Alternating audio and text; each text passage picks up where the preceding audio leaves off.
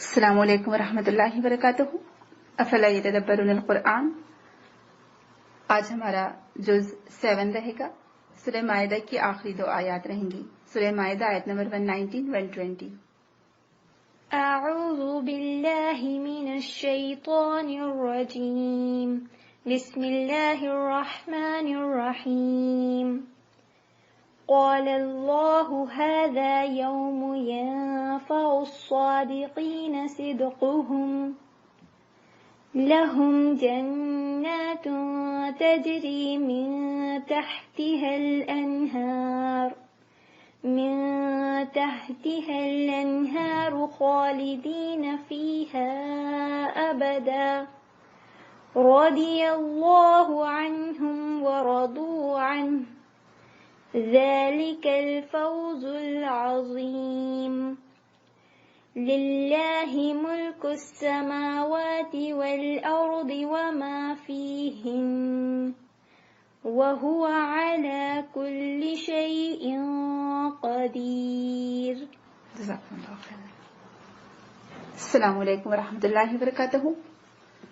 جز 7 آیت نمبر 119-120۔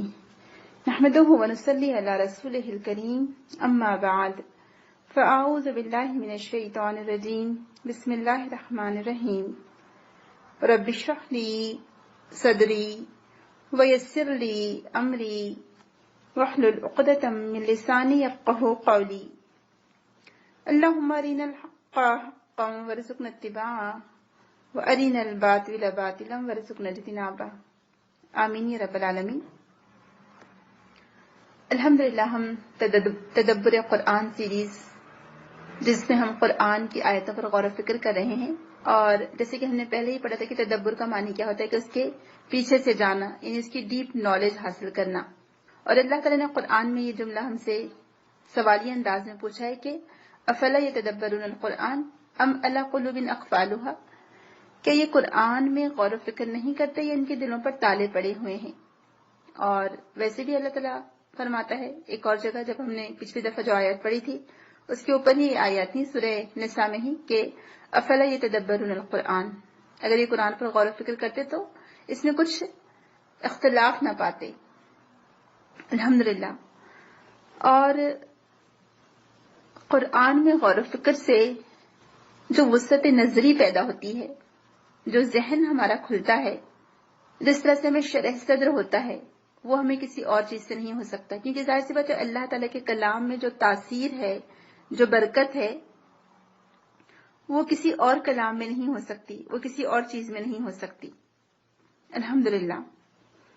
تو یہاں پر ہم دیکھتے ہیں کہ اللہ سبحانہ و تعالیٰ نے ہمارے لیے قرآن میں ان آیتوں میں کیا حکمت پوشیدہ کر رکھی ہے۔ اللہ سبحانہ و تعالیٰ نے ہمارے لیے ان آیات میں کیا احکامات رکھے ہیں، اور اللہ سبحانہ و تعالیٰ نے ہمارے لیے غور و فکر کے کون سے دروازے خود ہمیں کھولنے کے لیے کہا ہے۔ تو آئیے دیکھتے ہیں آج کی آیت جو ہم نے چوز کی ہے، اس میں ہمارے لیے کیا حکمتیں ہیں۔ ترجمہ دیکھتے ہیں پہلے ہم۔ سورہ مائدہ آیت نمبر 119-120۔ یہ وہ دن ہے جس میں سچے لوگوں کو ان کا سچ ہی نفع دے گا، ان کے لیے ایسے باغات ہیں جن کے نیچے نہریں جاری ہیں، وہ اس میں ہمیشہ رہیں گے۔ اللہ ان سے راضی ہوا اور وہ اس سے راضی ہوئے، یہ بہت بڑی کامیابی ہے۔ آسمانوں اور زمین میں جو کچھ ان میں ہے سب اللہ ہی کی ملکیت ہے، اور وہ ہر چیز پر قدرت رکھتا ہے۔ الحمدللہ، اللہ تعالیٰ کا شکر احسان ہے کہ اللہ تعالیٰ نے ہمیں زندگی دی اور ہم رمضان میں داخل ہونے والے ہیں۔ الحمدللہ آج گلف کنٹریز میں تراویح رہے گی اور باقی دوسرے ممالک میں کل تراویح ہوگی۔ یہ ہم پر اللہ تعالیٰ کا بہت ہی بڑا احسان ہے۔ اور جیسے کل ہی ہمارا ڈسکشن چل رہا تھا تو ہم یہی بات پر ڈسکس کر رہے تھے کہ رمضان جب آنے والا ہوتا ہے تو ایک دل میں عجیب سی خوشی، ایک عزم، ایک حوصلہ اور ایک نئی امنگ سی پیدا ہو جاتی ہے۔ اتنا خوشی کا احساس ہوتا ہے، اور یہ خوشی آپ نے دیکھا ہوگا ہم بچپن سے محسوس کرتے ہیں۔ بچپن میں ہماری سوچ یا ذہن کچھ اور تھا، سمجھے نہیں کسی اور وجہ سے ہم خوش ہوتے تھے. رمضان میں افطار کی تیاری ہوتی ہے، یا عید کے کپڑوں کی خوشی ہوتی تھی، یا جیولری کی خوشی ہوتی تھی. بچپن میں پرائرٹیز کچھ اور ہوتی ہیں. لیکن سبحان اللہ، جب سے سمجھ آئی ہے اور جب سے انسان شعور کی عمر کو پہنچتا ہے، جس وقت، اور جب اس کو اپنے دین کی عظمت کا اور اللہ تعالیٰ نے جن انعامات سے اس کو نوازا اس کا احساس ہوتا ہے، تو اللہ تعالیٰ سے قربت کے جو بھی ذرائع ہیں وہ ہمارے دل کے اندر بہت ہی خوشی پیدا کرتے ہیں. ایک سرور کی سی کیفیت ہوتی ہے، دل میں ٹھنڈک سی اتر جاتی ہے، اور انتظار رہتا ہے کہ ہم وہ مواقع کب حاصل کریں یا ان مواقعوں سے کیسے فائدہ اٹھائیں جو اللہ تعالیٰ نے ہمیں عطا کیے ہیں. الحمدللہ. تو اللہ تعالیٰ سے دعا ہے کہ اللہ تعالیٰ آج سے ہماری جو تراویح شروع ہونے والی ہے اور کل صبح سے رمضان کے روزے رہیں گے، اور سبحان اللہ یہ مہینہ اس کی سب سے بیسٹ جو عبادت ہے وہ روزہ ہی ہے، جو باقی کے پورے 11 مہینوں میں نہیں ہم کو ملے گا، صرف یہ رمضان میں ملے گا. تو اللہ تعالیٰ ہم کو اس رمضان کی تمام برکتوں سے، رحمتوں سے فائدہ اٹھانے والا بنائے. اور واقعی میں اللہ تعالیٰ اتنی برکت ڈال دیتا ہے ہمارے ان اوقات میں، امیجن بھی نہیں کر سکتے کہ اللہ سبحانہ تعالیٰ نے ہر لحاظ سے اس مہینے میں برکت اور اپنی رحمت خاص کر دی ہے. بس یہ ہم پر ڈیپینڈ ہے کہ ہم اس سے کتنا فائدہ اٹھا سکتے ہیں. تو اللہ تعالیٰ مجھے اور آپ کو، ہم سب کو، امت مسلمہ کو توفیق دے کہ ہم اس رمضان کی تمام برکتوں سے فائدہ اٹھا سکیں. آمین. الحمدللہ. آج کی جو آیات ہے سورہ مائدہ کی، حالانکہ اس میں 2 آیتیں ایسی تھی جو مجھے لینا ضروری تھا، لیکن چونکہ ہمارا پارا وہ گزر چکا ہے. شریعت والی آیت تھی، لیکن انشاءاللہ پھر ہم وہ بعد میں آگے دوسرے سوروں میں جب وہ آیت آئے گی تب ہم وہ لے لیں گے انشاءاللہ. شریعت پر مجھے بات کرنی تھی آپ لوگوں سے کہ شریعت کیا ہوتی ہے، اسے سمجھانا تھا، اور اس کی جو حکمتیں ہیں اللہ تعالیٰ نے رکھی ہیں وہ لینا تھا، لیکن انشاءاللہ ہم بعد میں اس کو آئندہ کے لیے رکھتے ہیں. آج کا ہمارا ٹاپک سچائی پر مبنی ہے، اور جیسے کہ عربی زبان کا ایک قاعدہ ہے کہ کسی بھی لفظ یا کسی بھی جملے کی حقیقت کو اس کے ازداد سے، اس کے اپوزٹ سے، اس کے مخالف سے آپ پہچان سکتے ہیں. تو سچ کا اپوزٹ کیا ہے؟ آپ سبھی جانتے ہوں گے الحمدللہ. جھوٹ. جی ہاں، سچ کا اپوزٹ جھوٹ ہے. تو سچ کو ہم اچھی طرح سے پہچان سکتے ہیں جھوٹ کی وجہ سے. سبحان اللہ. یہاں پر اللہ تعالیٰ پیچھے سے عیسیٰ علیہ السلام کی بات آ رہی تھی کہ عیسیٰ علیہ السلام قیامت کے دن جب اللہ تعالیٰ کا اور عیسیٰ علیہ السلام کا جو مکالمہ ہے یہاں پر وہ بتایا گیا ہے کہ جو ان کا کنورزیشن ہوگا، اللہ تعالیٰ پوچھیں گے عیسیٰ علیہ السلام سے کہ میرے بعد کیا ہوا تھا، یعنی عیسیٰ علیہ السلام کے بعد، عیسیٰ علیہ السلام کو اٹھائے جانے کے بعد کیا ہوا تھا. تو عیسیٰ علیہ السلام جواب دیں گے کہ اے اللہ تعالیٰ، جب تو نے مجھے اٹھا لیا تو میں تو ان کے درمیان موجود نہیں تھا، لہٰذا میں کچھ نہیں جانتا. ہاں، تو البتہ ہمارے دلوں کے حالات بھی جانتا ہے، اور تو جانتا ہے جو میں نہیں جانتا. بہت ہی خوبصورت آیت ہے. تھوڑا سا ترجمہ اس کا دیکھ لیتے ہیں. جب اللہ تعالیٰ عیسیٰ علیہ السلام سے پوچھے گا کہ وہ وقت بھی یاد کرو جب قیامت کے دن اللہ تعالیٰ فرمائیں گے اے عیسیٰ ابن مریم، کیا تم نے لوگوں سے کہا تھا کہ اللہ کو چھوڑ کر مجھے اور میری والدہ کو الہ بنا لو؟ تو عیسیٰ علیہ السلام جواب دیں گے اے اللہ، تو پاک ہے. میں ایسی بات کیوں کر کہہ سکتا ہوں جس کے کہنے کا مجھے کوئی حق نہ تھا. اگر میں نے ایسی بات کہی ہوتی تو تجھے ضرور اس کا علم ہوتا، کیونکہ جو کچھ میرے دل میں ہے وہ تو جانتا ہے، لیکن جو تیرے دل میں ہے وہ میں نہیں جان سکتا. سبحان اللہ. تو چھپی ہوئی باتوں کو خوب جاننے والا ہے. انک انت علام الغیوب. میں نے تو انہیں صرف وہی کچھ کہا تھا جس کا تو نے مجھے حکم دیا تھا، یعنی اللہ تعالیٰ نے، کہ اللہ ہی کی عبادت کرو جو میرا بھی رب ہے اور تمہارا بھی، اور جب تک میں ان میں موجود رہا ان پر نگران رہا. تو جب تو نے مجھے واپس بلا لیا تو پھر تو ہی ان پر نگران تھا. یعنی عیسیٰ علیہ السلام کو آسمان پر زندہ اٹھایا گیا، اس کے باوجود بھی آپ دیکھیں کہ وہ کہہ رہے ہیں کہ جب تو نے مجھے اوپر اٹھا لیا تو ہی ان پر نگران رہا. جب رسول اکرم صلی اللہ علیہ وسلم کی وفات ہو گئی تو بھلا وہ کیسے قبر میں سب کے حالات جان سکتے ہیں؟ بھلا بتائیے. اور تو ساری باتوں، ساری چیزوں پر شاہد ہے. اگر تو انہیں سزا دے تو وہ تیرے بندے ہیں، اور اگر تو انہیں معاف فرما دے تو بلا شبہ تو غالب اور دانا ہے. اللہ تعالیٰ اس دعا کے جواب میں فرمائے گا کہ یہ وہ دن ہے جس میں سچے لوگوں کو ان کا سچ ہی نفع دے گا، یعنی قیامت کا دن. ان کے لیے ایسے باغات ہیں جن کے نیچے نہریں جاری ہیں اور وہ اس میں ہمیشہ رہیں گے. اللہ ان سے راضی ہو اور وہ اللہ سے راضی ہوئے، اور یہ بہت بڑی کامیابی ہے. سبحان اللہ. آپ دیکھیں کہ یہاں پر عیسیٰ علیہ السلام کیسے سچ بات کریں گے اور ان کو سچا کہا گیا. اور ہم سبھی جانتے کہ تمام رسولوں ہی سے سوال کیا جائے گا، اور تمام رسول اللہ تعالیٰ کو جواب دیں گے. رسول اللہ صلی اللہ علیہ وسلم سے بھی پوچھا جائے گا. اور اسی بنا پر رسول اکرم رو پڑے تھے جب عبداللہ بن مسعود نے وہ تلاوت کی تھی، جس میں اللہ تعالیٰ نے فرمایا کہ تمام لوگوں کو بلایا جائے گا اور تمام لوگوں سے یہ گواہی لی جائے گی اور پوچھا جائے گا کہ تم کو یہ رسولوں نے پیغام پہنچا دیا تھا؟ تو تمام لوگ جواب دیں گے کہ ہاں پیغام پہنچا دیا تھا، اور ہم سب پر گواہ ہوں گے. ہماری امت یعنی محمد صلی اللہ علیہ وسلم کی امت سب تمام باقی کے انبیاء کی امتوں پر گواہ ہوگی. کیوں؟ کیونکہ ہم کو قرآن سے پتہ چلا کہ تمام انبیاء نے پیغام پہنچا دیا تھا اور حق ادا کر دیا تھا. تو ہم سب کی طرف سے بھی گواہی دینے والے بنیں گے، تمام رسولوں کی طرف سے. سبحان اللہ، یہ اتنا بڑا آنر ہے ہمارے لیے، آپ سوچیں. تو یہ کتنی بڑی ذمہ داری ہے. آپ دیکھیں کہ سچوں کو ان کی سچائی فائدہ دے گی. عیسیٰ علیہ السلام نے ایسی کوئی غلط بات نہیں کہی تھی کہ تم مجھے الہ بنا لینا یا 3 خداؤں میں ایک خدا بنا لینا. کوئی رسول ایسی بات نہیں کہتا. کوئی بھی رسول جو دین اسلام کی دعوت لے کر آئے انہوں نے کبھی یہ نہیں کہا کہ ہماری بندگی کرو، ہماری عبادت کرو، بلکہ سب نے یہی پیغام دیا کہ ایک اللہ کی بندگی کرو، اسی کی اطاعت کرو. اب یہاں پر ہم دیکھتے ہیں کہ سچوں کو ان کی سچائی فائدہ دے گی. سب سے سچی بات تو کیا ہے؟ کلمہ توحید ہے. یعنی کل قیامت کا دن عدل اور انصاف کا دن ہوگا اور اس دن سچی بات ہی فائدہ دے سکتی ہے، اور سب سے سچی بات کلمہ توحید ہے.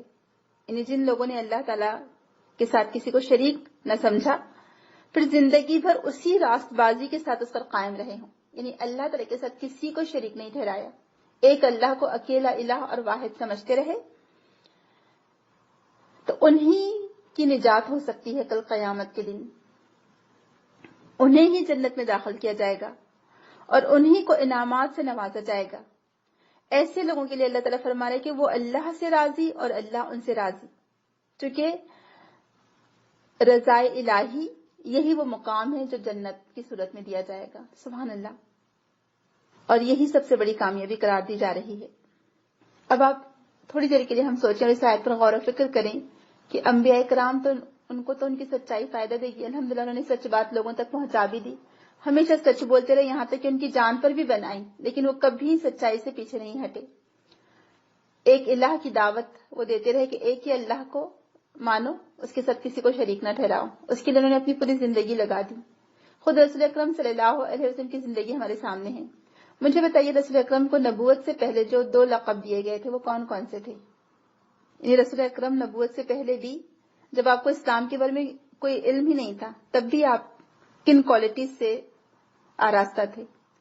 صادق اور امین. صادق مطلب کیا ہوتا ہے؟ سچ بولنے والا، ہے نا؟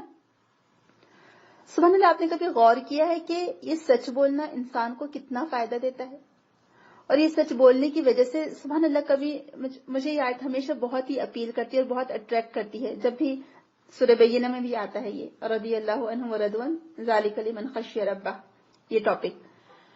تو یہ جو آیت ہے اتنا چھوٹا سا جملہ ہے کہ خالدین فیہا ابدا رضی اللہ عنہم ورضوا عنہ ذالک هو الفوز العظیم، ذالک الفوز العظیم، کہ اللہ ان سے راضی ہوا اور وہ اللہ سے راضی ہوئے. اگر میں آپ سے پوچھوں کہ آج ہمیں کیسے پتہ چل سکتا ہے کہ اللہ تعالیٰ ہم سے راضی ہوا، تو کیا ہمارے پاس کوئی سورس ہے جاننے کا کہ ہاں اللہ ہم سے راضی ہو گیا؟ نہیں ہے کوئی بھی سورس. نہ ہمارے پاس آج وحی آتی ہے، نہ کوئی ہمارے پاس ایسا کنیکشن ہے اللہ تعالیٰ سے کہ ڈائریکٹ ہمیں پتہ چلے کہ اللہ ہم سے راضی ہوا ہے اور ہم اللہ سے راضی ہیں. لیکن کچھ طریقے ایسے اللہ تعالیٰ نے ہم کو بتا دیے ہیں قرآن میں. ایک تو کن کو یہ ٹائٹل ملا تھا. ہم جب بھی کسی کا نام لیتے ہیں اور ہم رضی اللہ عنہ کہتے ہیں، کس کے لیے کہتے ہیں یہ؟ یا کون لوگوں کے لیے کہتے ہیں؟ صحابہ اکرام کے لیے نا. الحمدللہ سبحان اللہ کتنے خوش قسمت لوگ تھے وہ. بعض لوگ کہتے کہ کاش ہم اس زمانے میں پیدا ہوئے ہوتے، لیکن یہ بہت بڑی بات ہے، ایسا نہیں کہنا چاہیے، کیونکہ اس زمانے میں منافق بھی تھے، مشرک بھی تھے، یہود و نصارہ بھی تھے اور مسلمان بھی تھے. تو ہر ایک کو یہ توفیق نصیب نہیں ہوئی کہ اللہ ان سے راضی ہوا. منافقوں کو یہ ٹائٹل نہیں دیا گیا کہ اللہ ان سے راضی ہوا، حالانکہ وہ بھی رسول اکرم کے ساتھ پہلی صف میں نماز پڑھتے تھے، لیکن ان کو رضی اللہ عنہ کا لقب نہیں ملا. تو ہر دور کی ہر وقت کی ایک اپنی الگ آزمائش ہوتی ہے. آج ہم جس دور میں ہیں آج بھی ہم یہ ٹائٹل پا سکتے ہیں، ہم اپنے آپ کو جان سکتے ہیں کہ ہم اللہ تعالیٰ سے راضی ہیں اور اللہ ہم سے راضی ہے. تو اس کو جاننے کا طریقہ یہی ہوگا کہ ہم صحابہ کے نقش قدم پر چلیں. صحابہ کرام نے جو کام کیا وہی کام ہم بھی کریں تو یقیناً اللہ تعالیٰ ہم سے راضی ہوگا. اور پھر ظاہر سی بات ہے ہم تو اللہ سے راضی ہیں ہر معاملے میں الحمدللہ. اور یہ اللہ سے راضی ہو جانا یہ بھی بہت بڑی بات ہے. ہم اس کو چھوٹا سا سمجھتے ہیں، ہم سمجھتے کہ اچھا ہم تو راضی ہیں، لیکن ایسا نہیں ہے، اللہ تعالیٰ کے ہر فیصلے پر پھر راضی رہنا، پھر تنگی آئے، مشکل آئے، آزمائش آئے، مصیبتیں آئیں، کچھ بھی مشکلات آئے، ہر حالت میں ہر وقت صبر کرنا، اور آمنا و صدقنا یا قدر اللہ وما شاء فعل، نفع ہو، نقصان ہو، خوشی ہو، غم ہو، ہر حال میں اللہ تعالیٰ کی مرضی پر راضی رہنا. یہ ہے اللہ سے راضی رہنا، یعنی ہمارا اللہ سے راضی ہونا، کہ وہ اللہ سے راضی اور اللہ ہم سے راضی. یہ بہت بڑا ٹائٹل ہے، یقین جانیے یہ کوئی معمولی سے ٹائٹل نہیں ہے. اور اس ٹائٹل کے لیے تو ایسے دل چاہتا ہے کہ ہم اپنی جان بھی لگا دیں، اور جان بھی دے دیں تو کم ہے، لیکن بس یہ ٹائٹل ہم کو مل جائے. اور اس چھوٹے سے ٹائٹل کے لیے دل چاہتا ہے کہ کیا کچھ ہم نہ کریں جس کی وجہ سے ہم کو یہ ٹائٹل مل جائے کہ اللہ ہم سے راضی ہوا. اور یقین جانے کہ ہمارے کان اسی بات کے لیے ترس رہے ہیں نا. اور کل آخرت میں بھی ہم اللہ تعالیٰ سے کیا سننا چاہتے ہیں. اللہ تعالیٰ کیا فرماتا ہے، سبحان اللہ، کتنی خوبصورت وہ آیت ہے سورہ فجر کی، کہ یا ایتھا النفس المطمئنہ ارجعی الی ربک راضیۃ مرضیہ فادخلی فی عبادی وادخلی جنتی.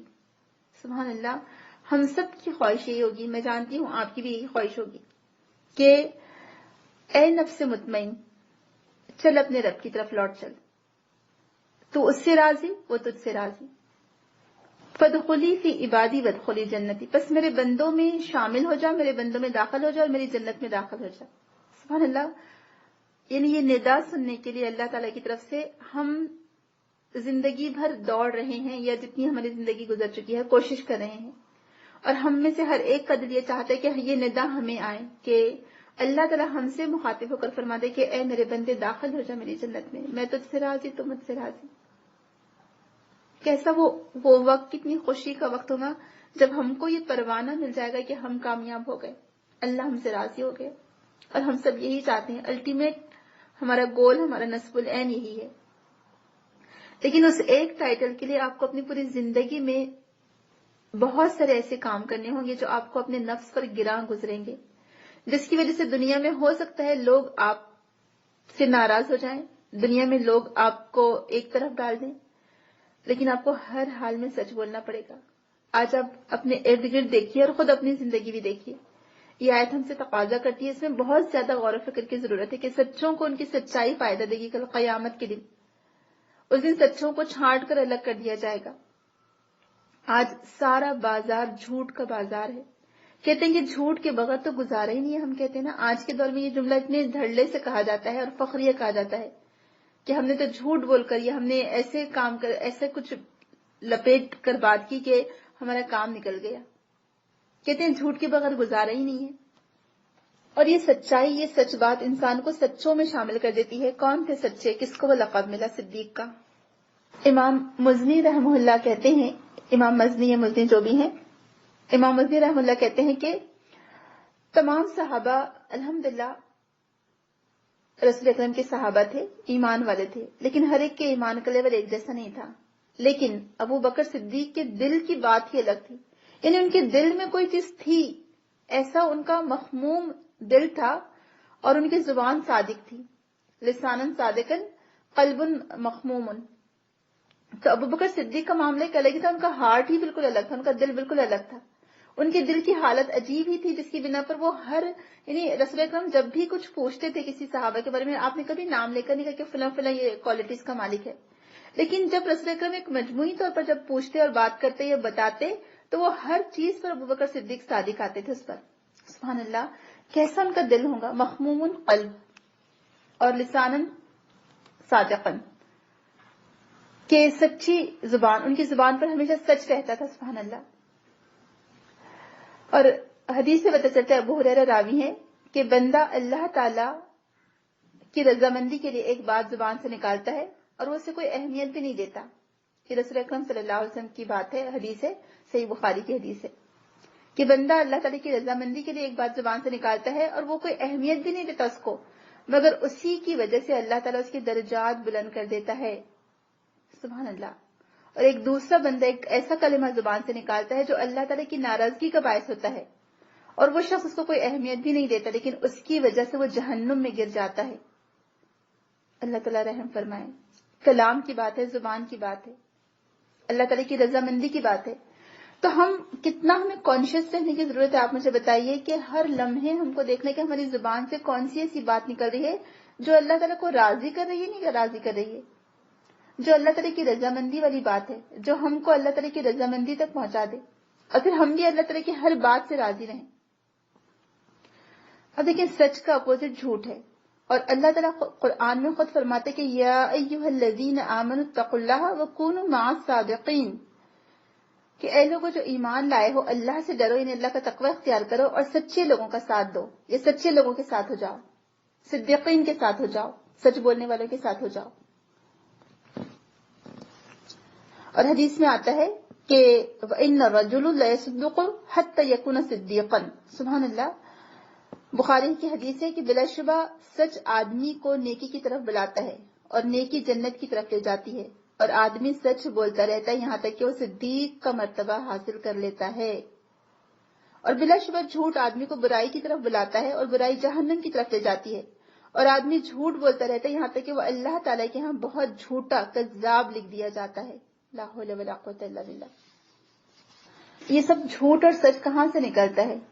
زبان ہی سے نکلتا ہے نا. اور دیکھیں, ہمارے یہاں پر آپ نے یہ بھی سنا ہوگا کہ ایک جھوٹ کو چھپانے کے لیے کتنے جھوٹ بولنے پڑتے ہیں. یہ جملہ زبان زد عام ہے نا. ایک جھوٹ کو چھپانے کے لیے کتنے جھوٹ بولنے پڑتے ہیں؟ 100 جھوٹ بولنے پڑتے ہیں. جی, یہ جملہ عام ہے بہت. تو کیوں ایک جھوٹ بولا جائے؟ تاکہ اس کی وجہ سے آپ کو 100 جھوٹ بولنے پڑ رہے ہیں, اور پھر اللہ نہ کرے کہ 100 جھوٹ بولنے کی وجہ سے ان کا نام کذاب لکھ دیا جائے, جھوٹا. لا حول ولا قوت الا باللہ. تو آپ مجھے بتائیے کہ بارہا قرآن ہم کو, یعنی ہم بار بار قرآن پڑھتے رہیں گے اور اس کو کانشیسلی پڑھیں گے, اگر ہم اس کو غور و فکر کے ساتھ, فہم اور تدبر کے ساتھ پڑھیں گے, تو وہ ہمیں روزانہ ہی ہم کو ایک تلقین کر رہا ہے ہماری زندگی کے لیے, ہماری آخرت کے لیے, ہماری دنیا کے لیے. اور اسکالرس لکھتے ہیں کہ سچائی انسان کو دنیا میں بھی فائدہ دیتی ہے اور آخرت میں بھی, یعنی یہ سچ بولنا اس کے لیے دنیا میں بھی نفع بخش ہے اور آخرت میں بھی نفع بخش ہوگا. اور واقعی میں آپ سچ بول کر دیکھیے, ایک بار جب آپ کے دل سے ڈر نکل جائے گا, آپ مجھے بتائیے سچ بول کر اللہ تعالیٰ کو راضی کرنا چاہتے ہیں آپ, یا جھوٹ بول کر لوگوں کو راضی کرنا چاہتے ہیں؟ اور کل قیامت کے دن اللہ تعالیٰ آپ کی مدد فرمائے گا یا لوگ آپ کی مدد کرنے پر قادر ہوں گے؟ آپ مجھے بتائیے, کون آپ کا ساتھ دے گا آخرت میں؟ کس کے محتاج ہوں گے آپ, کس کے رحم و کرم کے محتاج ہوں گے آخرت میں؟ اللہ سبحانہ و تعالیٰ کے یا لوگوں کے؟ اور یہ دنیا کی زندگی, یہ تو بس بہت چھوٹی سی زندگی ہے. آپ عائشہ رضی اللہ عنہا کا معاملہ دیکھیں, ان پر واقع افک کہا جاتا ہے اس کو, یعنی ایسا جھوٹ جو کہ بالکل ہی سفید جھوٹ جس کو ہم کہتے ہیں, گھڑا ہوا جھوٹ, یعنی بات کو کہیں سے کہیں پھیر کر لا دیا جائے. اور وہ سچائی پر ڈٹی رہی کہ وہ کہتی کہ واللہ مطلب جو کام میں نے نہیں کیا میں کیوں اس کو ایکسپٹ کروں. اب دیکھیے اللہ تعالیٰ نے ان کی سچائی کو کیسے قرآن میں برات ان کی نازل فرمائی. سچ بولنے والے کے ساتھ ہمیشہ اللہ تعالیٰ کی مدد شامل ہوتی ہے. آپ سچ بول کر تو دیکھیے, پھر سچائی کے فائدے دیکھیے. آج ہمارا کیا معاملہ ہے, ہم پہلے جھوٹ کو کہتے کہ جھوٹ کے بغیر گزارا نہیں, اور جھوٹ کے بغیر کوئی کام ہو نہیں سکتا. کہتے ہیں بزنس نہیں کر سکتے جھوٹ کے بغیر. کہتے ہیں سچائی کا تو زمانہ ہی نہیں رہا, آپ کو بے وقوف لوگ سمجھیں گے اگر آپ سچ بات بتا دیں گے. آپ کو گاڑی بیچنی ہے, آپ کی گاڑی میں کوئی فالٹ ہے, آپ کو بتا کر دینا پڑے گا کہ دیکھو ہماری یہ کار میں فلاں فالٹ ہے. آپ گھر سیل کر رہے ہیں, آپ کو بتا کر دینا پڑے گا دیکھو بھائی یہاں پر یہ پرابلمس ہے گھر میں, آپ کو اس کو ٹھیک کرانا پڑے گا. اب دیکھیں اس کا جو سکون ملے گا آپ کو, وہ آپ کو سکون کہیں اور نہیں مل سکتا. یعنی سچ بول کر ڈیلنگ کرنے کا جو سکون ہے وہ آپ کو کہیں اور نہیں مل سکتا. سارا میڈیا کس پر ڈیپینڈ ہے؟ صحیح کو غلط, غلط کو صحیح. جھوٹی گواہی کبیرہ گناہ ہے یہ. اللہ تعالیٰ فرماتے ہیں قولوا قولا سدیدا یصلح لکم اعمالکم ویغفر لکم ذنوبکم, کہ سچی بات کرو, صاف سیدھی اور سچی بات کرو, لاگ لپیٹ والی بات مت کرو, چکنی چپڑی باتیں مت کرو, ایسی دھوکہ دینے والی باتیں مت کرو کہ سامنے والا بیچارہ دھوکے میں آ جائے جو سیدھا سادہ پرسن ہے. مومن کبھی بھی اس طرح سے دھوکہ نہیں دے سکتا کسی کو, وہ سچ بات بولتا ہے, لاگ لپیٹ والی بات نہیں کرتا. آج کا معاملہ کیا ہو گیا, میڈیا کیا ہے, سارا کا سارا میڈیا دراصل جھوٹ پر ڈیپینڈ ہے. عقل کا نام خرد رکھ دیا, خرد کا جنو, جو چاہے آپ کا حسن کرشمہ ساز کرے. یعنی آج میڈیا ہیرو کو زیرو اور زیرو کو ہیرو بنا کے بتا رہا ہے, جو ہم کو ہر حال میں سچ بولنا ہے, چاہے ہمارا دنیا کا کتنا بھی نقصان ہو جائے. ایک دفعہ ایک صحابی غلہ بیچ رہے تھے, تو رسول اکرم صلی اللہ علیہ وسلم کا بازار سے گزر ہوا، آپ نے گیہوں کے ڈھیر میں یا جو بھی اناج تھا اس کے ڈھیر میں ہاتھ ڈال کر دیکھا تو نیچے وہ تھوڑا سا نم سا تھا، یعنی گیلا سا تھا. تو آپ نے فرمایا کہ اس کو اوپر کرو اور یہ بتا کر بیچو کہ یہ نم ہے. سبحان اللہ، دیکھیں کیا تعلیمات دے گئے ہیں ہمارے رسول صلی اللہ علیہ وسلم ہم کو. آپ نے کبھی جھوٹ کا ساتھ نہیں دیا، آپ سچائی کا ساتھ دینے والے اور خود سچ بولنے والے تھے، صادق تھے آپ، ہر حال میں سچ بولنے والے.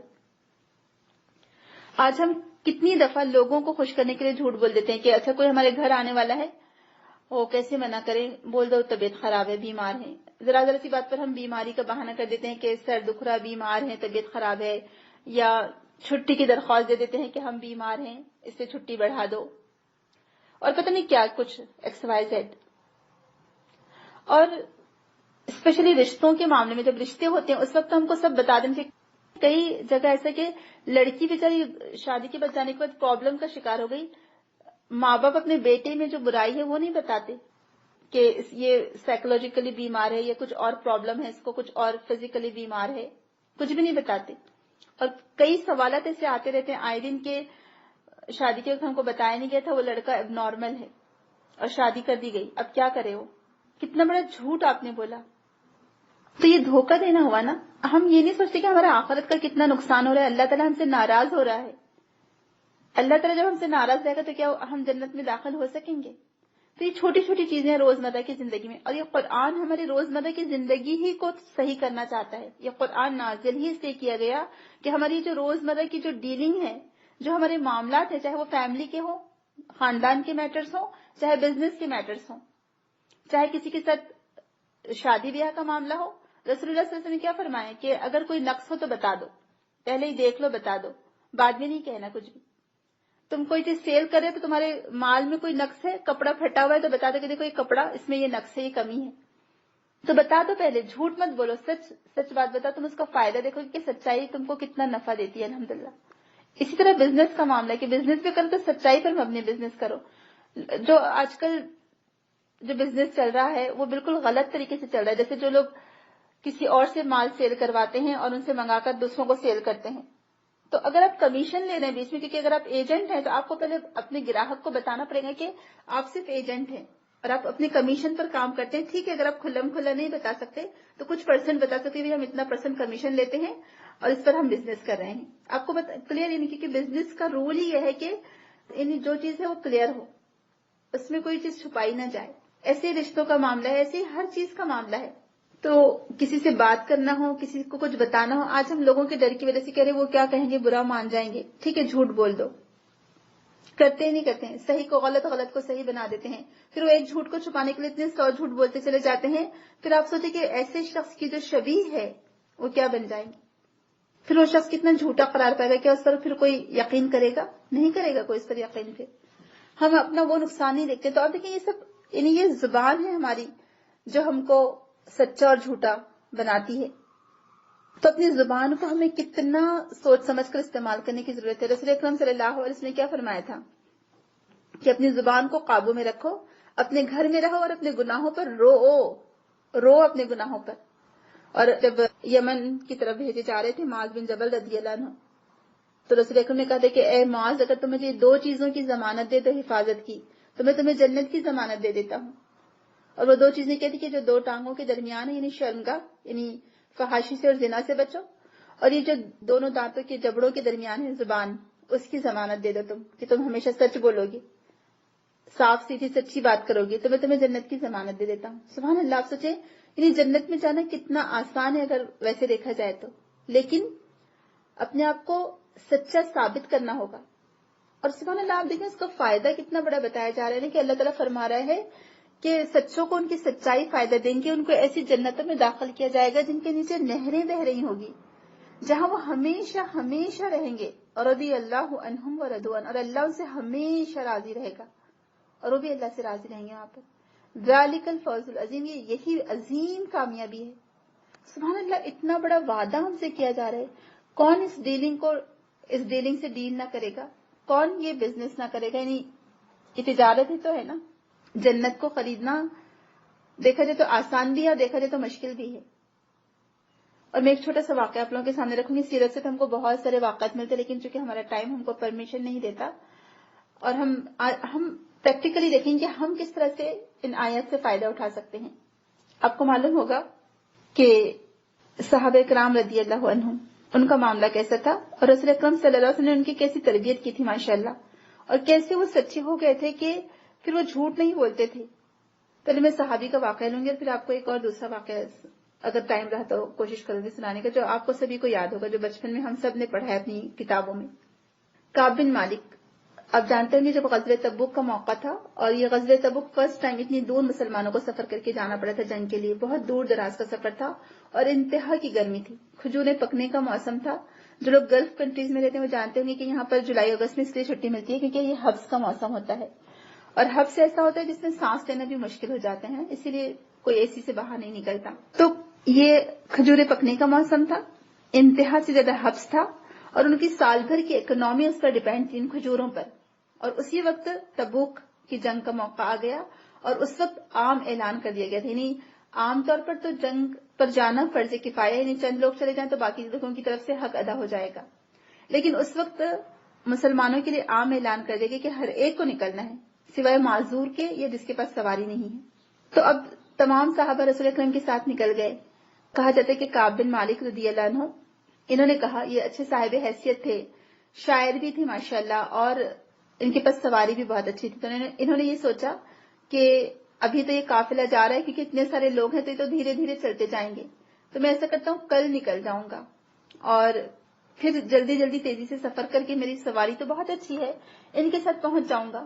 اور ایسا کر کے وہ کل کل کل پر ٹالتے رہے، سستی اور کاہلی کی بنا پر. حالانکہ ان کے دل میں کوئی ٹیڑھ نہیں تھی، ان کے دل میں نافرمانی کا کوئی ارادہ نہیں تھا. وہ سچے صحابی تھے، بدری صحابی تھے ماشاءاللہ سبحان اللہ، اور رسول اکرم سے سچی محبت کرنے والے تھے، سچے ایمان والے تھے، کوئی منافق بھی نہیں تھے الحمدللہ.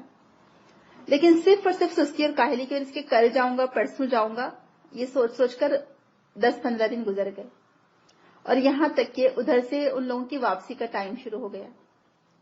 جب رسول اکرم واپس آئے تو بہت سارے جو منافقین تھے، کیونکہ اسپیشلی منافقین نے سب نے ایکسکیوزز پیش کر دی تھی کہ یا رسول اللہ بہت گرمی کا دن ہے، کھجوریں پکنے کا موسم ہے، ہم کیسا کریں گے، ہم نہیں آ سکتے. اور کچھ الگ الگ بہانے بنائے تھے، سچ بات نہیں بولی تھی منافقین نے، جھوٹی باتیں کہہ کے بہانے بنائے تھے. جب رسول اللہ صلی اللہ علیہ وسلم واپس آئے تو آپ کا معمول تھا کہ آپ مسجد نبوی میں نماز پڑھتے اور پھر تمام صحابہ آپ سے آ کر ملا کرتے تھے. آپ آئے، آپ نے تحیۃ المسجد ادا کی، اس کے بعد تمام صحابہ آپ سے ملنے لگے. منافقین بھی آئے اور سارے منافقین نے جھوٹے بہانے بنائے کہ فلا وجہ سے ہم نہیں آ سکے. تو رسول اکرم نے سارے لوگوں کی باتوں کو مسکرا کر قبول کیا کہ ٹھیک ہے جو تم کہہ رہے ہو ٹھیک ہے، تم نے کہہ دیا، تمہاری وجہ سے تم جو کہہ رہے ہو ہم سچ سمجھ جائے اس کو. حالانکہ اللہ تعالیٰ فرماتے کہ یہ منافقین جھوٹے ہیں، جو بھی کہہ رہے ہیں جھوٹ بات کہہ رہے ہیں. آ کر اللہ تعالیٰ جانتا تھا اور اللہ کے رسول بھی جانتے تھے، اللہ تعالیٰ نے خبر دے دی تھی رسول اللہ صلی اللہ علیہ وسلم کو کہ منافقین سب جھوٹی باتیں کر رہے ہیں. اس کے بعد کعب بن مالک کہتے کہ میرا بھی دل چاہا کہ ایک لمحے کے لیے میرے دل میں خیال ہے کہ سارے منافقین تو جھوٹے بہانے بنا رہے ہیں، میں بھی کوئی جھوٹا بہانہ بنا دوں. لیکن میں نے یہ سوچا کہ میں رسول اللہ سے تو جھوٹ بات کہہ دوں گا، لیکن اللہ تعالیٰ تو جانتا ہے نا کہ میں جھوٹ کہہ رہا ہوں، تو پھر میں اللہ کے سامنے کیا جواب دوں گا. سبحان اللہ. دیکھیے یہ ہوتا ہے ایمان، اسی کو کہتے کہ ایمان دل میں سرایت کر جانا، ایمان کا دل میں جا کر بیٹھ جانا اور ایمان کا پختہ ہو جانا، یہ ہے ایمان. کہتے کہ میں رسول اللہ کے سامنے جھوٹ بول بھی دوں تو اللہ تعالیٰ سے مجھے کون بچا سکے گا. اللہ تعالیٰ تو جانتا ہے کہ میں جھوٹ بول رہا ہوں یا سچ بول رہا ہوں. اور اگر اللہ تعالیٰ نے رسول اللہ کو خبر دے دی کہ میں جھوٹ بول رہا تھا تو پھر کیا ہوگا.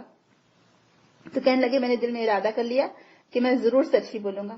جب میری باری آئی تو میں سامنے آیا اور میں نے کہا کہ یا رسول اللہ، سچ بات تو یہ ہے کہ میں کوئی بہانے نہیں بناؤں گا، اور صرف میں اپنی سستی اور کاہلی کی وجہ سے ہی جنگ میں نہیں آ سکا، اور کوئی بات نہیں، اور کوئی ریزن نہیں یا رسول اللہ.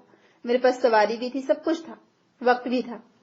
وہ کہنے لگے کہ رسول اکرم نے کہا کہ ٹھیک ہے انتظار کرو، اور میں آپ کے چہرے سے آپ کی ناراضگی کو سمجھ گئی کہ آپ ناراض ہیں. اور میں واپس آیا تو میں نے سوچا کہ رسول اللہ بھی ناراض ہو گئے، میں اس سے اچھا جھوٹ بہانے ہی بنا دیتا تو اچھا تھا. لیکن پھر میں اپنے اس پر قائم رہا، سچائی پر. اس کے بعد رسول اللہ صلی اللہ علیہ وسلم نے اعلان کر دیا کہ کعب بن مالک سے کوئی بات نہیں کرے گا. کہا ٹھیک ہے. اس کے بعد کہا کہ کعب بن مالک سے لوگ ملنا جلنا بھی چھوڑ دیں. تو ایون جو ان کے پڑوسی، آپ دیکھیں صحابہ کیسے وہ سچے صحابہ تھے اور رسول اللہ کی بات کو کیسے وہ حرف آخر سمجھتے تھے. تو ان کے پڑوسی تھے جو ان کے بچپن کے دوست تھے. تو جب وہ کہنے لگے کہ میں باہر نکلا یا چھت پر پہنچا تو میں نے وہ پڑوسی سے بات کی تو پڑوسی نے منہ پھیر لیا اور کہا کہ رسول اللہ نے منع کیا بات کرنے کے لیے، میں تم سے بات نہیں کروں گا. حالانکہ دیکھیں وہ رسول اللہ دیکھ نہیں رہے تھے ان کو، لیکن سبحان اللہ وہ کیسے صحابی تھے جو رسول اللہ کے ایک حکم پر ان کے پیچھے بھی ان کی بات ماننے والے تھے. یہی ایمان ہوتا ہے اصل میں، اطیع اللہ و اطیع الرسول.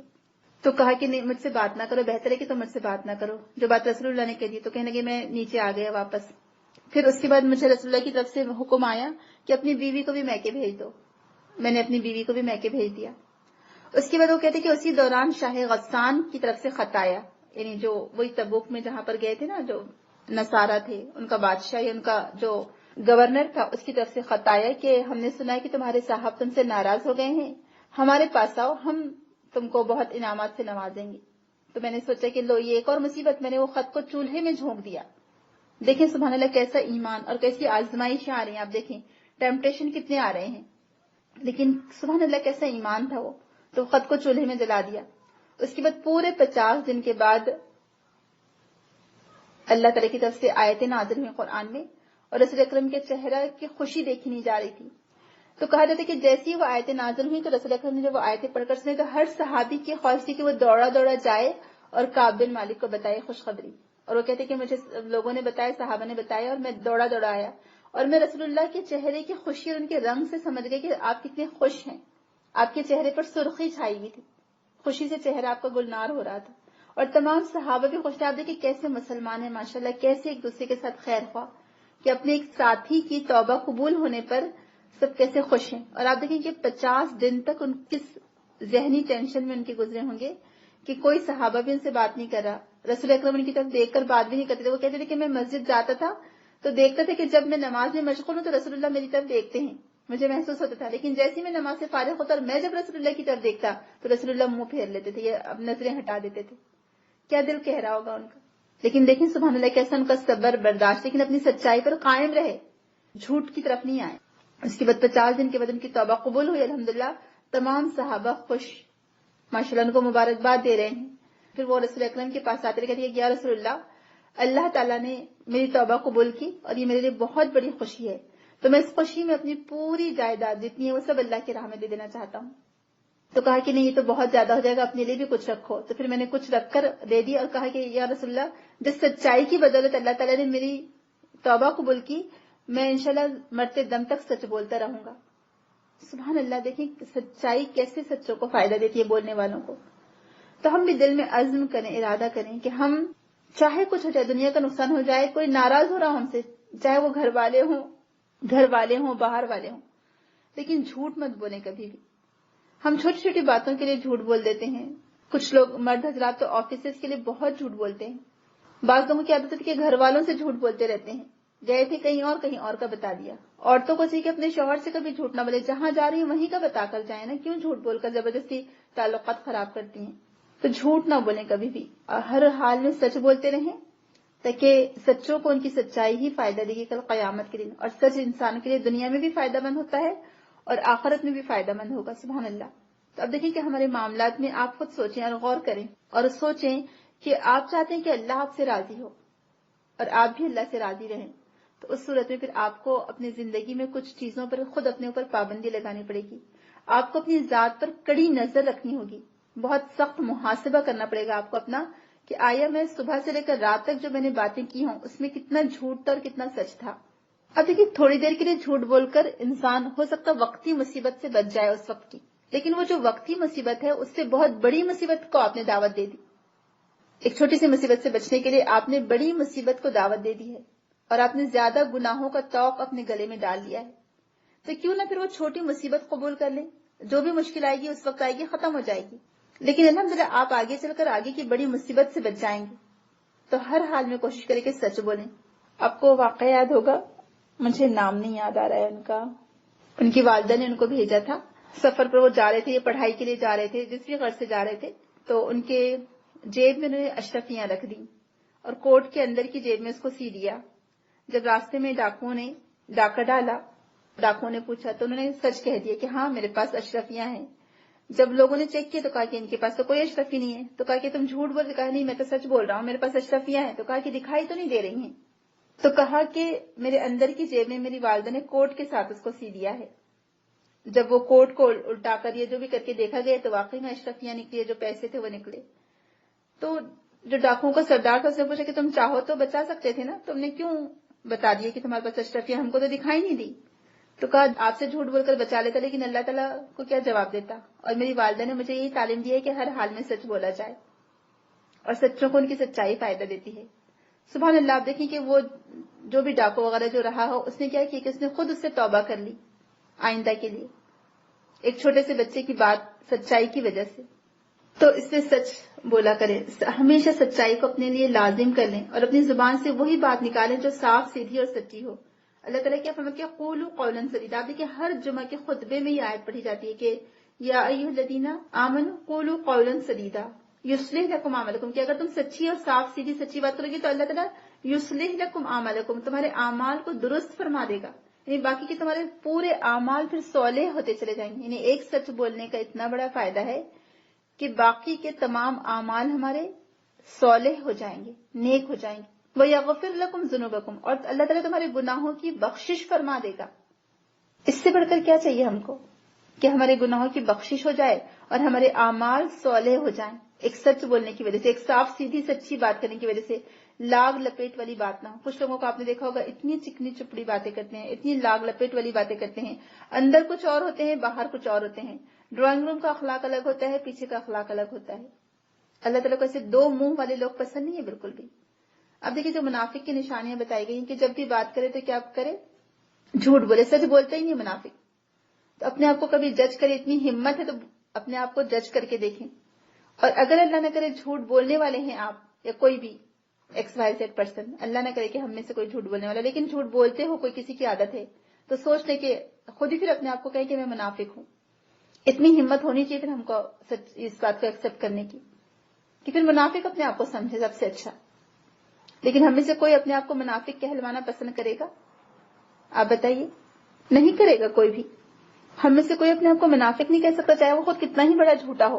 اتنی ہمت نہیں ہے ہم میں سے کسی میں بھی. تو جو ہمارے صحابہ تھے، سلف صالحین تھے، جو بھی ہمارے نیک لوگ گزرے ہیں، اور ایک نہیں صحابہ کے واقعہ سے بھری پڑی ہے پوری سیرت. آپ دیکھ لیجئے ان کی سچائی ان کو کیسے فائدہ دیتی تھی، ان کا بزنس میں پھر کتنا فائدہ ہوتا چلا گیا. امام ابو حنیفہ کے بارے میں آتا ہے کہ انہوں نے اپنے ورکر سے کہا تھا کہ کپڑا جو کپڑے کا تھان تھا اس میں کچھ نقص تھا، کوئی کمی تھی، تو کہا کہ جب تم سیل کرو تو اس کو بتا کر دینا کہ اس میں کوئی نقص ہے. ان کے جو ورکر تھا اس نے وہ بتانا بھول گیا اور وہ کپڑا سیل ہو گیا. اب انہوں نے اس پورے کپڑے کی قیمت ڈونیٹ کر دی، اللہ کے راستے میں انفاق کر دی. سبحان اللہ. ایسے تھے ہمارے اسکالرز، ایسے تھے ہمارے علماء، ایسے تھے ہمارے سیلف صالحین، جنہوں نے کس طرح سے نیکیوں والی زندگی گزاری. وہ دنیا کا نقصان گوارا کر لیتے تھے لیکن آخرت کا نقصان گوارا نہیں کرتے تھے. ہر حال میں سچ بولتے تھے اور گواہی ہمیشہ سچی گواہی دیتے تھے، چاہے اس کا نقصان، اس کی زد خود ان کے اوپر ہی کیوں نہ پڑ رہی ہو، اس کی وجہ سے ان کو خود کو نقصان ہی کیوں نہ ہو رہا ہو. تو سچ کے لیے جو قرآن میں الفاظ ہیں، صدق کا لفظ ہے، الحق کا لفظ ہے. صدق صدقہ بمعنی سچ بولنا، اور اس کی ضد ہے کذبہ. تو صدق یعنی خلاف واقع کوئی بات نہ کہنا.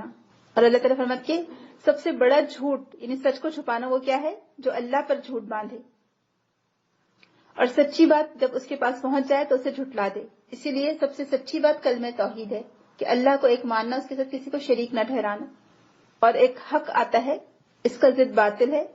حق ہر وہ بات یا چیز جو تجربہ اور مشاہدے کے بعد سچ اور درست ثابت ہو جائے، یعنی جو حقیقی سچائی ہو.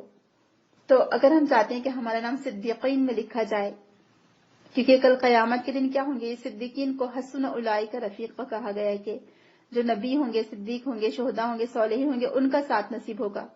تو یعنی کتنا بڑا درجہ ہے صدیق کا. اور ابو بکر صدیق نے آپ دیکھیں ہر لمحے ہر وقت یعنی رسول اکرم کی ہر بات کی گواہی دی کہ وہ سچ بولتے ہیں اور اس پر ڈٹے رہے، قائم رہے. تو سبحان اللہ کتنا بڑا آنر ان کو ملا کہ وہ صدیق کہلائے. کہ آج میں اور آپ صدیق کہلائے جا سکتے ہیں؟ کیا آج میں اور آپ سچ بولنے کی ایسی ہمت رکھتے ہیں جس کی وجہ سے یہ سچائی ہم کو دنیا اور آخرت دونوں میں فائدہ دے، ہمیں نفع پہنچائے؟ تو ہم خود اس بات پر غور کریں، ہم خود سوچیں کہ ہمارے معاملات، ہماری ڈیلنگ، ہمارا گھر میں ایک دوسرے کے ساتھ بات کرنا اور ہمارا بزنس، یہ جو بھی ہمارے معاملات ہیں اس میں ہم کس حد تک سچ بولتے ہیں. جو اگر ہمارے پاس کوئی ایسی چیز ہے، اس میں کوئی نقص ہے، کوئی کمی ہے، تو کیا ہم لوگوں کو بتا کر دیتے کہ ہاں اس میں کوئی کمی ہے؟ دھوکہ تو نہیں دیتے، جھوٹ تو نہیں بولتے، یا غلط بیانی سے کام تو نہیں لیتے؟ تو سچائی انسان کو دنیا اور آخرت دونوں میں فائدہ دیتی ہے۔ اللہ تعالیٰ ہم کو ہر حال میں سچ بولنے والا بنائے، اور ہمارے معاملات ہمیشہ صاف، سچے اور سیدھے ہوں، ہماری زبان سے قول سدید ہی نکلے، لاگ لپیٹ والی باتیں نہ ہوں، یا چکنی چپڑی یا دھوکہ دینے والی باتیں نہ ہوں، کیونکہ سچائی انسان کو فائدہ دیتی ہے۔ کل قیامت کے دن بھی یہ سچائی فائدہ دے گی، اور آج دنیا میں بھی یہ سچائی فائدہ دے گی۔ آپ کا سچ بولنا آپ کے کیریکٹر کو مضبوط اور بہتر سے بہتر بناتا ہے، اور پھر لوگ آپ پر ٹرسٹ کرنے لگتے ہیں۔ سبحان اللہ، یہ بہت بڑا آنر ہے۔ تو جیسے صحابہ نے سچ بول کر یعنی آخرت کا فائدہ اٹھایا، کیونکہ دنیا کی زندگی تو گزر ہی جائے گی، ہم لوگ یہ دنیا کے لیے تو جھوٹ بولتے ہیں نا کہ دنیا میں کوئی ہم کو برا نہ سمجھے یا کوئی ہم سے ناراض نہ ہو جائے، لیکن یہ دنیا کے لوگوں کی چھوٹی سی ناراضگی، تھوڑی دیر کی ناراضگی، آپ دیکھیں کہ ہمیشہ آخرت کی جو زندگی ہے اس کو نقصان کروائے گی ہمارا۔ تو صحابہ کرام عقل مند تھے کہ وہ دنیا کا نقصان اٹھا لیتے تھے، برداشت کر لیتے تھے، لیکن آخرت کا نقصان نہیں چاہتے تھے۔ تو اللہ تعالیٰ مجھے اور آپ کو ہمیشہ سچ بولنے والا بنا۔ دیکھیں چھوٹی چھوٹی چیزیں ہیں، میں 2-3 بس مثالیں آپ لوگوں کے سامنے رکھ کر ختم کروں گی اپنی بات، کہ بچہ شاپ پر گیا اور ہو سکتا ہے بچے نے کوئی چیز گرا دی ہو، یا بچے نے کوئی چیز کر دی اور وہ دکان والے کا نام لے دے، تو یعنی یہ ہمارے والدین کی تربیت پر ڈیپینڈ ہے کہ ہم اپنے بچوں کو کیا چیز سکھائیں۔ اسی طرح سے بعض اوقات ایسا کہ دکاندار آپ کو زیادہ پیسے واپس دے دے اور آپ وہ پیسے لے لیں، تھوڑے سے پیسوں کا فائدہ تو ہو جائے گا، لیکن آپ نے کیا دھوکہ دے دیا سامنے والے کو۔ آپ سچ بتا دیں کہ بھئی نہیں، آپ نے زیادہ پیسے دے دیے، اپنے پیسے واپس لے لیں۔ اسی طرح سے بعض اوقات بچوں کی عادت ہوتی ہے کہ آپ شاپنگ سینٹر گئے، وہاں پر جوس آپ نے پیا، تو بچوں کو پہلے سے بتائیں کہ بیٹا یہ جوس جو آپ پی رہے ہیں، یہ چپس آپ کھا رہے ہیں، اس کا ریپر سنبھال کے رکھو، کیونکہ جب ہم بل پے کریں گے تو ہم کو یہ بل پے کرنا ہے اس کا، کیونکہ آپ نے کھایا ہے، ورنہ کیا ہو جائے گا، ایک تو دھوکہ دہی ہو جائے گی، چوری ہو جائے گی، جھوٹ ہو جائے گا، یعنی ایک نہیں کئی گناہ جمع ہو گئے۔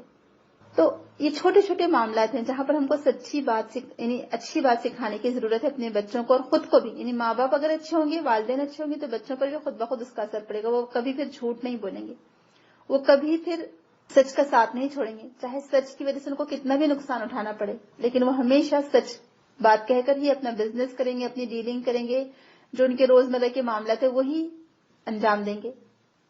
تو مضبوط ایمان اور بہترین تربیت کی ضرورت ہے۔ تو آپ دیکھیں اگر معاشرے سے یہ برائیاں دور ہو جائیں تو آپ دیکھیں ہمارا معاشرہ کتنا اچھا ہو جائے، ہے نا؟ آج انہی برائیوں کی آپ دیکھیں، ہم دوسروں سے کمپلین کرتے ہیں کہ انہوں نے جھوٹ بول کر ہمارے ساتھ دھوکہ کیا، تو ہم خود جھوٹ نہ بولیں تو پھر ہمارے ساتھ بھی کوئی دھوکہ نہیں کرے گا انشاءاللہ۔ اور کہا جاتا ہے کہ انسان کے جھوٹ بولنے کی وجہ سے فرشتے سے کئی قدم دور چلے جاتے ہیں، یعنی قریب بھی نہیں آتے۔ تو اس لیے ہمیشہ سچ بولنے کی کوشش کریں اور سچائی کی عادت کو اپنائیں، کیونکہ سچائی کیا فائدہ دے گی؟ رضی اللہ عنہم ورضوا عنہ ذالک الفوز العظیم، کہ اللہ کی رضامندی حاصل ہوگی اور یہ عظیم کامیابی ہے۔ اللہ تعالیٰ مجھے اور آپ کو توفیق دے کہ ہم ہمیشہ سچ بولنے والے بنیں اور اللہ ہم سے راضی ہو، دنیا کے نقصان کو ہم سامنے رکھنے والے نہیں بلکہ آخرت کے نقصان کو سامنے رکھ کر ڈیلنگ کرنے والے بنیں، کیونکہ دنیا تو گزر ہی جائے گی، تھوڑے دن کی ہے، اصل تو نقصان آخرت کا نقصان ہے، لہٰذا اس سے بچنے کی فکر کریں۔ تو اللہ تعالیٰ ہم کو آخرت کے نقصان سے بچائے، آخرت کی ناکامی سے بچائے، اور وہاں اللہ تعالیٰ ہم کو کامیاب کرے، آمین۔ سبحانک اللہم و بحمدک، نشہد ان لا الہ الا انت، نستغفرک و نتوب الیک۔ السلام علیکم و رحمۃ اللہ۔